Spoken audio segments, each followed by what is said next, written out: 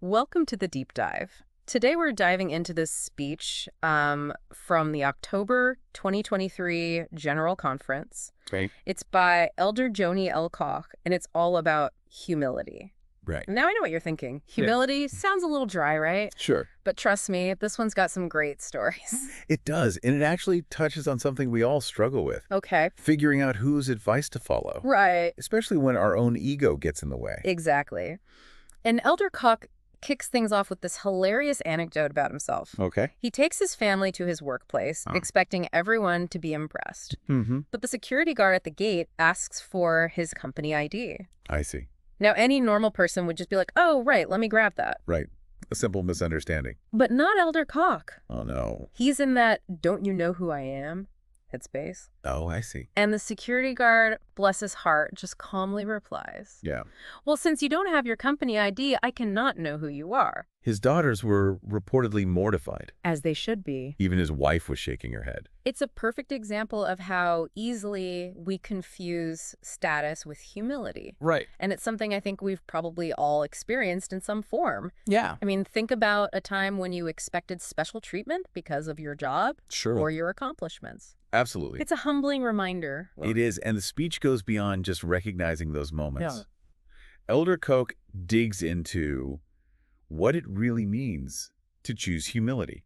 Okay. He talks about how it's not about being a pushover, Right. but rather a willingness to submit to the will of the Lord, Okay. which essentially means being open to learning and growing, even when it's tough on the ego. It makes me think about all those self-help books that tell us you are enough. Wrong. Which, don't get me wrong, can be empowering. Yeah. But there's also this other side of it where we need to acknowledge that we don't have all the answers. Right. We need guidance, Yeah. whether it's from a higher power, a mentor, or even just a really good friend who's not afraid to call us out. That's where this idea of following counsel comes in. Okay. And in this context, Elder Koch is specifically talking about the Council of Religious Leaders, or prophets, as they're called, in his faith. So how does that work? Is it like getting a direct text message from, well, you know. Not quite. But the idea is that these leaders are chosen to receive and share guidance Okay. that's believed to be inspired. I see. Elder Koch lists a bunch of advice from recent church leaders. Okay. Things like using the full name of the church, speaking positively about others, Right. overcoming prejudice. You okay? Almost like a roadmap for living a more humble and righteous life. And this is where things could get a little tricky for those who aren't familiar with the structure of the church. Right. But I think there's a universal takeaway here. Okay. It's about recognizing that there's value in seeking wisdom from sources outside ourselves. Yes. It could be a religious leader, a therapist. Sure. Right. Anyone you trust to offer guidance and perspective.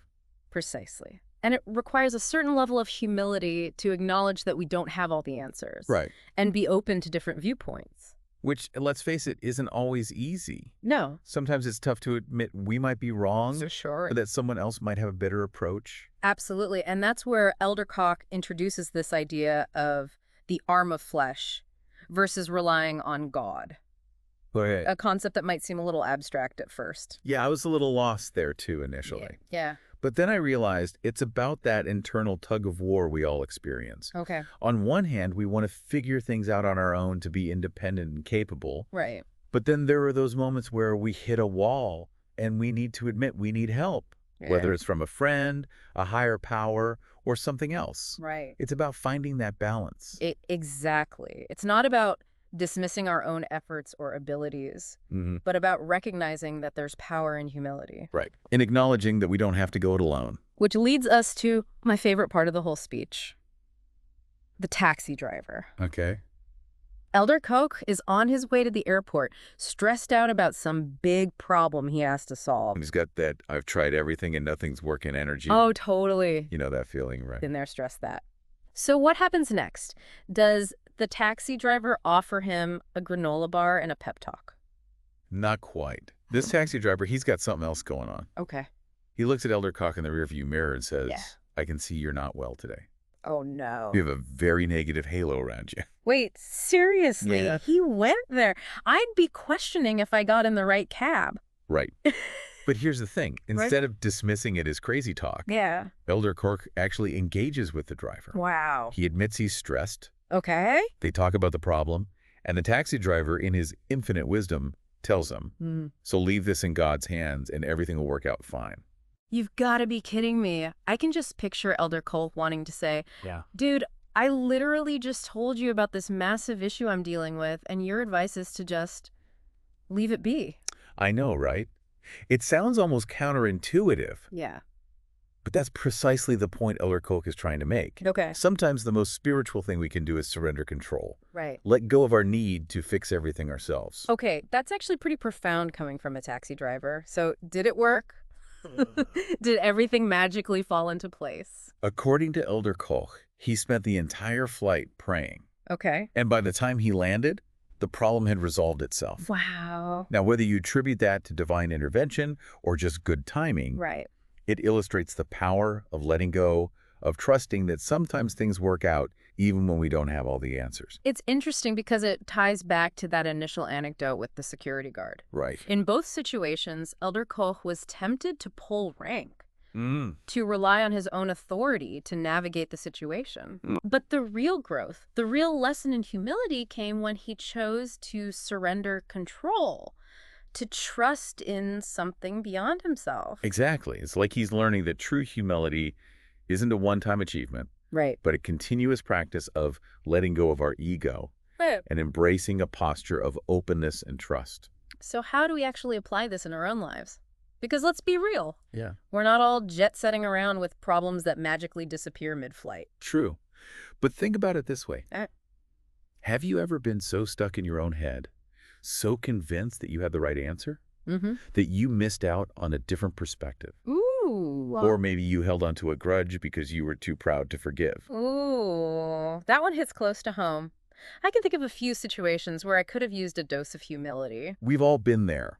Yeah. The point is, humility isn't about diminishing ourselves, Right. but expanding our perspective. Okay. It's about recognizing that we don't always have to be right, that there's strength in vulnerability, and that sometimes the wisest thing we can do is let go and trust. You know, it's funny how a speech that starts with security guards and taxi drivers Right. ends up in such a thought-provoking place. It is. It's a testament to Elder Koch's storytelling, I think. Yeah. He takes these relatable experiences and uses them to illuminate deeper truths about human nature. Exactly. And for me, the biggest takeaway is that humility isn't about shrinking back or denying our strengths. Right. It's about approaching the world with an open mind and heart, a willingness to learn and grow, even if it means letting go of our need to be right or in control. And that's where the real transformation happens, isn't it? Yeah. When we're able to step outside of ourselves and see things from a different perspective, Right. it allows us to connect with others more authentically, to navigate challenges with more grace, and ultimately to live more fulfilling lives. It reminds me of that quote. Yeah. Humility is not thinking less of yourself, it's thinking of yourself less. Oh, yeah. I like that one. And I think Elder Koch would agree. I think so, too. He ends his speech with this powerful statement. Okay. May we be humble to follow the counsel and accept that only God and Jesus Christ can transform us. Now, regardless of your personal beliefs, I Right. think there's a universal message there. Yeah. It's about recognizing that we're not meant to do this thing called life alone. We need guidance, support, and yes, even a little divine intervention sometime. Or maybe just a wise taxi driver. Exactly. The point is transformation growth, true humility. Right. It's a journey, not a destination. Yeah. And it requires us to let go of our ego, embrace vulnerability, and open ourselves up to something bigger than ourselves.